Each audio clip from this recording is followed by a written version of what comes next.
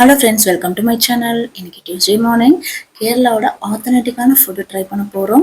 புட்டு கடலைக்கறி எல்லாருக்குமே ரொம்ப பிடிச்சமான ரெசிபின்னு நினைக்கிறேன். இது நான் ஃபஸ்ட் டைம் ட்ரை பண்ணுறேன். நாங்கள் எப்படி செய்யறதை பார்க்கலாம்.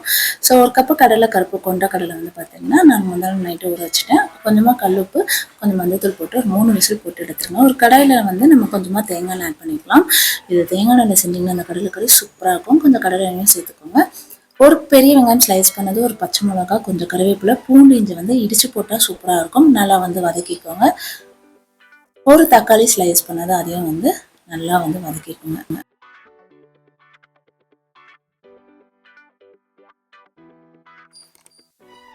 இப்போ நம்ம இதில் 1/4 டேபிள் ஸ்பூன் மஞ்சத்தூள் ஆட் பண்ணிக்கலாம்.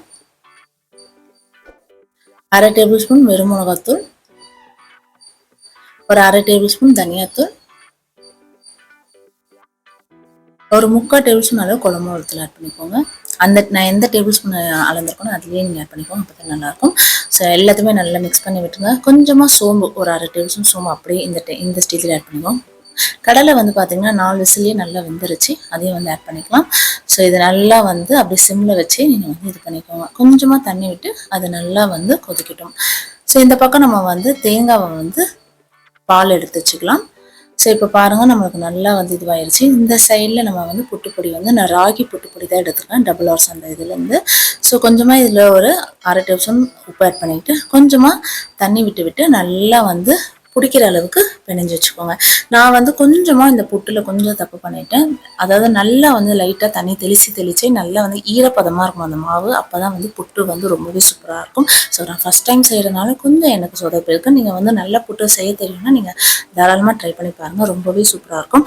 ஸோ இந்த ஸ்டேஜில் நம்ம தேங்காய் பால் ஆட் பண்ணிவிட்டு சிம்மில் வச்சு கொஞ்சம் அது லைட்டாக அப்படி கொதிக்கட்டும். ஏன்னா தேங்காய் பால் வச்சு ரொம்ப கொதிக்கக்கூடாது. ஸோ லைட்டாக கொதிக்கும் போதே கொத்தமல்லி போட்டு இறக்கி வச்சுருங்க.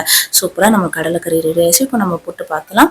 ஸோ நான் வந்து புட்டு மேக்கரில் வந்து அந்த தண்ணியை வந்து வச்சு, ஸோ ஒரு பக்கம் ஸ்டீமரில் அந்த தண்ணி கொதிக்கிட்டும். இந்த பக்கம் நம்ம இதில் வந்து பார்த்திங்கன்னா ஃபஸ்ட்டு தேங்காய் திருவல் போட்டுக்கலாம். அதுக்கப்புறமா புட்டு பொடி, அதுக்கப்புறமா தேங்காய் திருவல், புட்டு பொடி, இந்த மாதிரி அப்படியே லேயராக இது பண்ணிக்கோங்க. ஸோ ஃபஸ்ட் டைம் செய்கிறனால எனக்கே கொஞ்சம் ஒரு நர்வஸாக தான் செஞ்சேன். ஆனால் ரொம்பவே சூப்பராக வந்தது. ஸோ இந்த புட்டு மேக்கரில் நீங்கள் புட்டு பண்ணியிருக்கீங்களா அப்படின்றத கமெண்ட்டில் சொல்லுங்கள். இது ரொம்பவே சூப்பர் தான். டக்குன்னு ஒரு 10 நிமிஷத்தில் ஆகிற ஒரு புட்டு ரெசிபினே சொல்லலாம். ஸோ அவ்வளோதான், 10 நிமிஷத்தில் சூப்பரான ராகி புட்டு தயாராகிடுச்சு. ஸோ இதுக்கு வந்து அந்த கடலைக்கறி தான் ஒரு ஏற்ப சைட் டிஷ்னே சொல்லலாம். ஸோ வீட்டில் ஃபஸ்ட் டைம் இதான் புட்டு கடலைக்கறி செஞ்சு பார்த்தேன். செம்ம டேஸ்ட்டாக நீங்களும் செஞ்சு பார்த்துட்டு கமெண்ட்டில் சொல்லுங்கள். இந்த வீட்டு பிடிச்சிருந்தா லைக் பண்ணுங்கள், சப்ஸ்கிரைப் பண்ணிட்டு பாருங்கள். அடுத்த வீடியோவில் சந்திக்கிறேன். நன்றி, வணக்கம்.